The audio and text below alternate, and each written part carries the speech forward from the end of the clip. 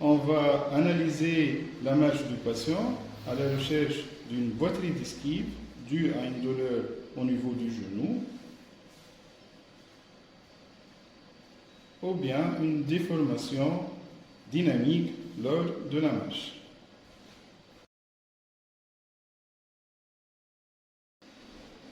L'appui bipodal du patient, on va demander au patient de se mettre en position debout sur les deux membres inférieurs. On va voir si cet appui est stable et on va rechercher des déformations au niveau du genou.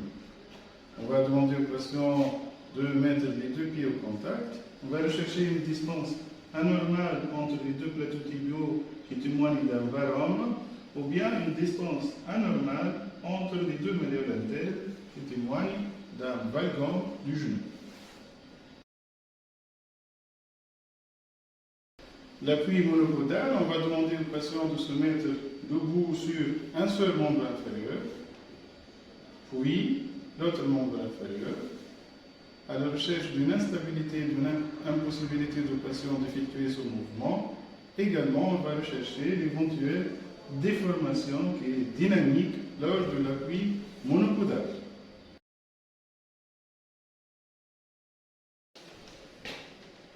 On va palper les repères osseux au niveau du genou qui sont constitués de la rotule, la tuberosité tibiale antérieure, le tubercule du Gerdy,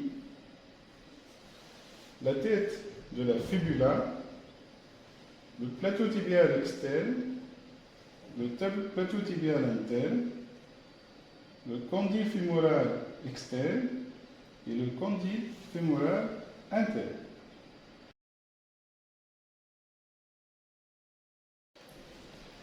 On va rechercher le choc rotulien qui se fait en bloquant la rotule par les doigts, puis par le pouce on imprime un mouvement vers le bas de la rotule qui sera comme un glaçon en cas d'épanchement du genou.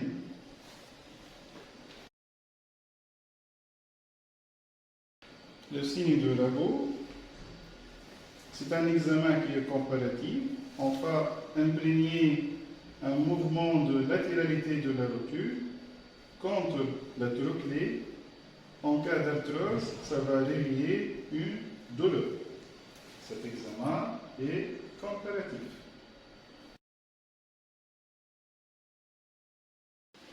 Le signe de Zolène, on va bloquer la rotule et demander au patient de faire une contraction du quadriceps.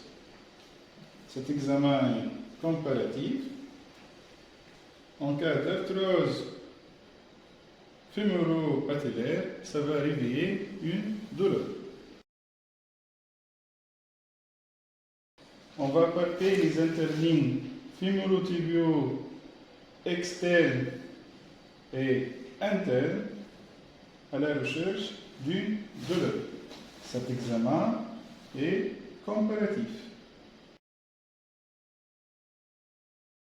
À la recherche de kystes poplitées, on va demander au patient de faire une flexion de 60 degrés du genou, puis au niveau du creux poplité, on va rechercher la présence d'une éventuelle masse qui est molle, qui est rénicante.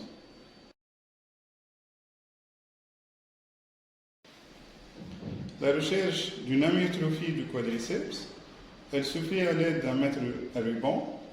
On mesure 15 cm du pôle supérieur de la rotule, puis on va mesurer la circonférence de la cuisse à son niveau. Cet examen est comparatif et on va rechercher une éventuelle amyotrophie du quadriceps.